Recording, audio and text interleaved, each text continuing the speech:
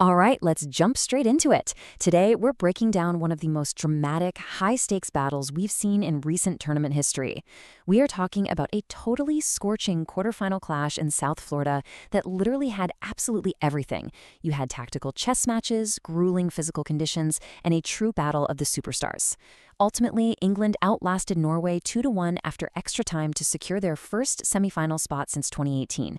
So if you're looking to understand not just the final score, but the actual anatomy of how this victory was forged, you are in exactly the right place. But before we even talk about the final whistle, we really have to talk about the sheer terror leading up to this match. And honestly, it's summed up perfectly by just a single terrifying number: 7. Coming into this quarterfinal, that was Erling Haaland's tournament goal tally. He was the undisputed Golden Boot leader, the absolute talisman for Norway, and the man who, you might remember, had just single-handedly eliminated Brazil by scoring twice. The entire pre-match narrative was centered on one massive question: how on earth do you stop this guy? Okay, let's dive into this because the contrast between these two absolute superstars couldn't possibly be starker.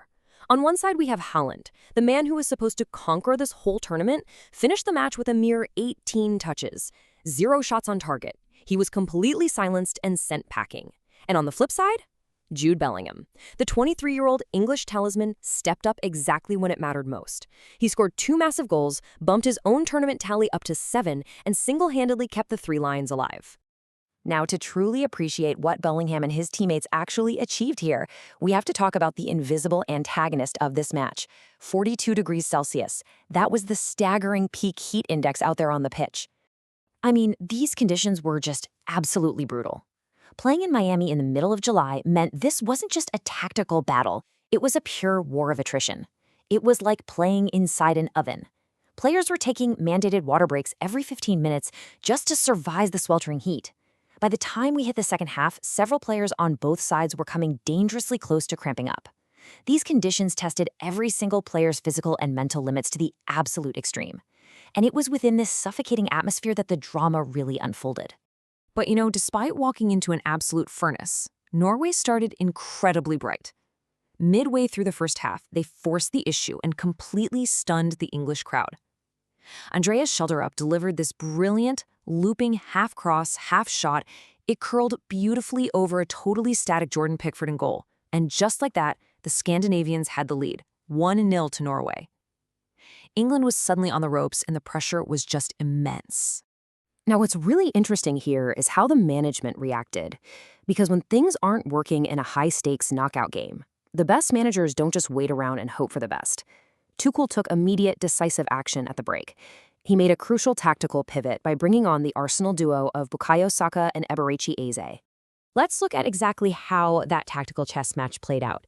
Noni Madueke and Declan Rice had both really struggled to stamp their authority in that opening 45 minutes, so Tuchel pulled them. And in their place, Saka and Eze. Tuchel recognized the desperate need for a completely different dynamic. Pulling struggling players in such a massive game is obviously a huge risk, but bringing in fresh, dynamic attackers completely changed England's shape and their intent for the second half. Let's map this out and see how this builds, because the momentum shifts in this match were literally like a roller coaster. First, Norway takes the lead midway through the first half. But crucially, just before the halftime whistle, Jude Bellingham delivers this really cool left-footed finish, a nifty slice right through Norway's defense to equalize. So we hit halftime at 1-1, which gives Tuchel the perfect platform to make those aggressive substitutions we just talked about. That completely resets the board for a scoreless second half, which pushes us all the way into extra time. But hold on, before we totally crown the victor here, we have to acknowledge how close Norway came to rewriting this entire narrative. In the second half, a golden opportunity emerged. Alexander Sorloth and Erling Haaland found themselves with a massive 2-versus-1 advantage straight from a corner. But unbelievably, Sorloth eschewed the easy square pass to a strike partner. He completely ignores Haaland, the chance is squandered, and Norway misses the exact moment that could have sent England packing. And really, that one isolated moment, for Haaland, that was the exception, not the rule. Nullified. Honestly, that word perfectly describes England's defensive setup against the most dangerous striker in the whole tournament. Tuchel delivered an absolute tactical masterclass. He deployed Kyle Walker directly onto Haaland, while relying on Declan Rice, at least prior to his halftime substitution, to tirelessly track every single run through the midfield. This combined effort is exactly how you restrict the man who destroyed Brazil to complete and utter anonymity. So the crucial point is this: when the tactics had successfully neutralized the opposition and that brutal Miami Heat had drained the life out of both squads deep into extra time, someone had to step up. And that someone was Jude Bellingham.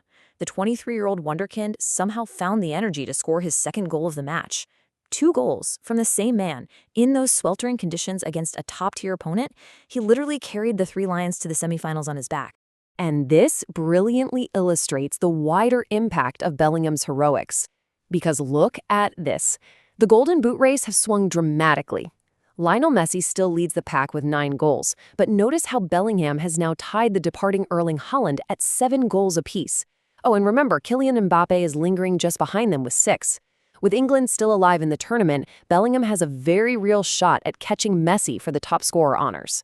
Which brings us perfectly to what comes next. And guys, it literally does not get any bigger than this.